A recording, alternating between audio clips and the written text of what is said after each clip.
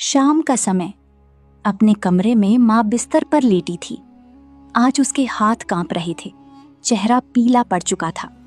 गीता उनके पास बैठकर उनका सिर दबा रही थी। माँ जी, आज आप बिल्कुल भी ठीक नहीं लग रही हैं। चलिए अस्पताल चलते हैं। नहीं, जरा सी थकान है। सीता से कहो तुलसी का काढ़ा बना दे। मैं बना लाती हूँ माँ जी, लेकिन मुझे लगता है अब देरी नहीं करनी चाहिए।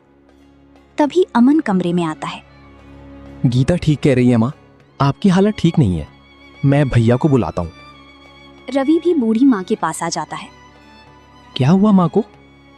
रवि जी, अचानक से माँ के हाथ पैर ठंडे हो गए हैं और इन्हें सांस लेने में भी तकलीफ हो रही है।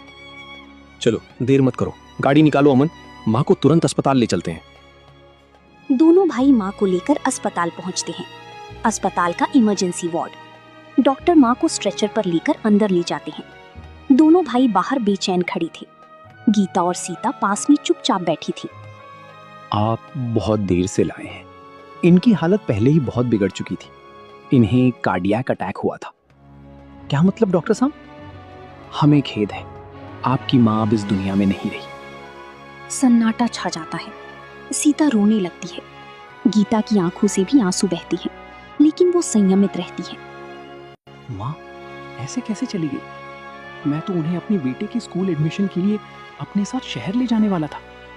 माँ को कभी खुद की चिंता ही नहीं थी। वो हमेशा किसी और की चिंता में ही लगी रहती। इसके बाद दोनों भाई और गांव के कुछ बुजुर्ग मिलकर बूढ़ी माँ का अंतिम संस्कार कर देती हैं। शाम को कुएं पर गांव की औरतें आपस में बात कर रही थी।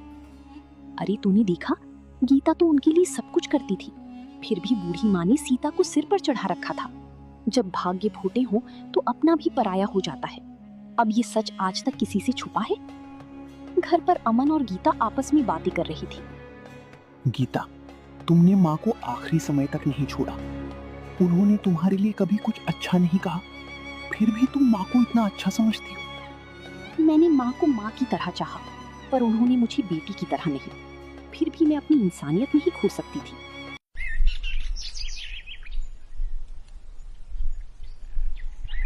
एक महीने बाद आंगन में दोनों भाई बैठकर माँ की जमीन जायदाद के कागज ढूंढ रहे थे। तभी एक पुरानी लोहे की पेटी से माँ की संपत्ति से जुड़े दस्तावेज निकाले गए। गीता और सीता थोड़ी दूरी पर बैठी सुन रही थीं। देखो अमन, कुल मिलाकर 5 बीघा जमीन है और पुराना घर। अब इसे हमें आपस में बांटना है। हाँ भैया, आधा आधा बांट देते हैं, यही ठीक होगा। नहीं, ऐसा नहीं चलेगा। मेरा परिवार बड़ा है, मेरा बेटा है, आगे उसका भविष्य भी देखना है। तो क्या भैया, मैं तुम्हारा छोटा भाई हूं, मेरा भी परिवार है और मैं भी इस जमीन का बराबर का हिस्सेदार हूं। सुन, माँ मरने से कुछ दिन पहले मुझसे बोली थी कि अमन की कोई संतान नहीं है, तेरे जिम्मे ही सब कुछ रहेगा, इसीलिए तुझे सिर्फ 20% हिस्सा मिलेगा। भैया, माँ ने मुझसे ऐसा कुछ नहीं कहा और ना ही उन्होंने कुछ लिखकर छोड़ा है। अगर ये बात सच थी तो आपने पहले क्यों नहीं बताया? माँ को लिखना नहीं आता था, लेकिन उन्होंने मुंह ज़बानी कहा था। अब तू माने या ना माने, मुझे तो 80% हिस्सा चाहिए। इतना सुन गीता और अमन अपने कमरे में चले जाते हैं। अब तो आ भी नहीं रही जो सच का फैसला कर सके, और आपके भैया इतने चालाक हैं कि वो आपकी कोई बात नहीं चलने देंगे। मैं झगड़ा नहीं चाहता गीता, पर अन्याय भी नहीं सह सकता। माँ के पक्षपात ने भैया को लालची बना दिया। अमन, अब फैसला तुम ही करना होगा। अन्याय सहने वाला भी उतना ही दोषी होता है जितना कि करने वाला। उधर सीता और रवि खुशी से आपस में बातें कर रहे थे। आपने सही किया जो जमीन का 80% अपने पास रखा। यदि हम उन्हें बराबर का हिस्सा देते तो हमें क्या बचता? हाँ, मैं बड़ा हूँ और जमीन का ज्यादा हिस्सा रखने का हक मुझे ही है।